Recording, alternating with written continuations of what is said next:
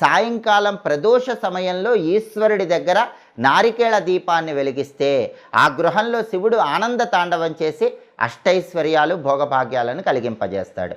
ఈ నారికేళ దీపాన్ని ఎలా వెలిగించాలంటే కార్తీక మాసంలో వచ్చే సోమవారం కానీ లేదా ఏ నెలలో వచ్చే సోమవారం అయినా సరే ప్రదోష కాలంలో సాయంకాలం పూట పరమేశ్వరుడి చిత్రపటానికి గంధం బొట్లు కుంకుమ బొట్లు అలంకరించాలి. లేదా శివలింగం ఉన్నట్లయితే శివలింగానికి గంధం బొట్లు అలంకరించాలి.